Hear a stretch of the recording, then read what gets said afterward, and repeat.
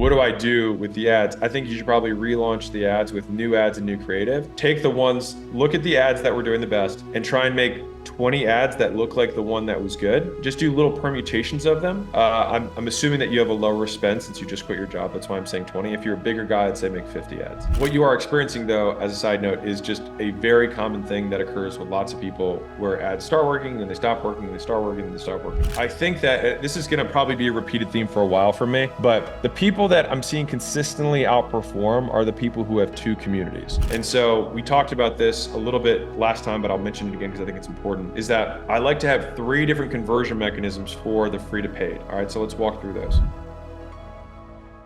Jesus Hernandez, my ads stopped working after I increased the price. I decreased it again, but they're not working anymore. What should I do? Should I start from zero? P.S. I was able to quit my 9-to-5 and start doing what I love. Thanks to school and you, Alex. Thanks for everything. First off, glad to hear that.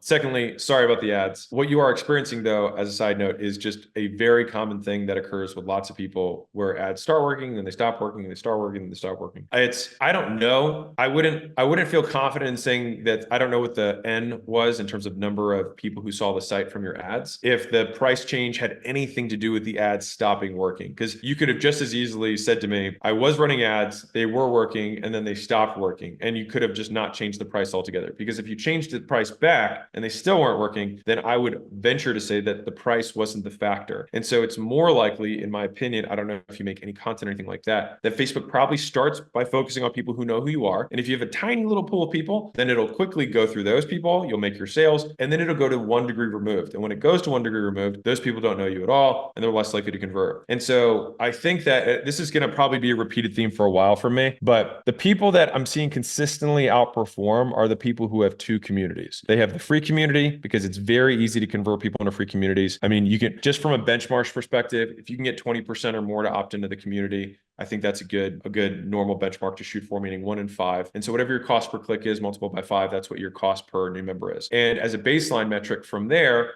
if you manually work the leads, which I encourage you to do, especially if you're newer, you can get about 10% of those people to buy the next thing. And so we talked about this a little bit last time, but I'll mention it again because I think it's important, is that I like to have 3 different conversion mechanisms for the free to paid. All right, so let's walk through those. So inside of the free group, conversion mechanism number 1 is you offer an onboarding call. All right, that means that it's functionally a sales call. You lead them through the stuff, you show them what's going on. The second conversion mechanism is going to be, you have 5 videos inside, which are going to be the modules in your free course, or sorry, your free community that's included. And that is basically structured like a video sales letter or webinar. The 5 things that you're going to show there is usually an origin story, which shows the opportunity or what basically the big idea behind whatever the thing is that you do. Three stories or case studies. They're going to be different representative people that dealt with a different obstacle that they had to overcome to show that it worked for them, right? So I like to think about this as myself, other people, and circumstances. Like those are the three big buckets. And then the 5th one is going to be your call to action, which is explaining what the paid community is or what your next step is, right? So big picture, number 1 is you got your onboarding call. Number 2 is you've got the people who go through the course and then self-book. And then the 3rd is that I would hold 1 call per week into that free community where you add value, answer questions, and then you soft toss the CTA because you solve people's problems. Like for example, let's say I had a paid school community on top of this. It's for bigger business owners. So if I said, hey, if you like this, I've got way more advanced stuff inside of my other School 2.0 community. And I think some of you guys would be like, shit, that sounds awesome. And a good,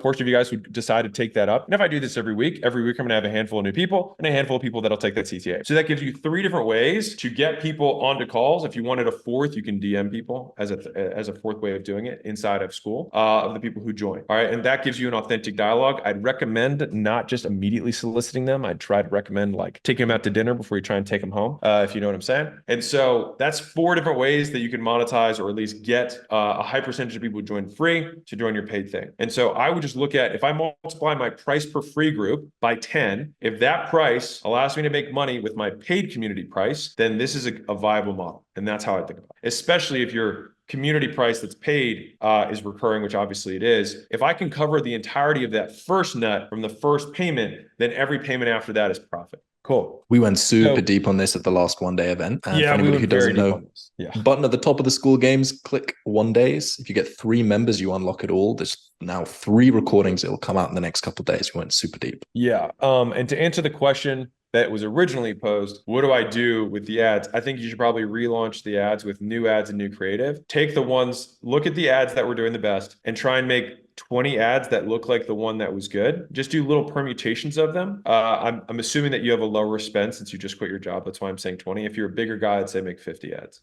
Okay, let's rock to the next one. This clip was taken inside of the SkoolGames, which is literally free to join. So if you want to talk to AlexHormozi live every week, then click the link in the description and join right now. 54.1% of people who start a paid community in school make money. Yes, you heard that right.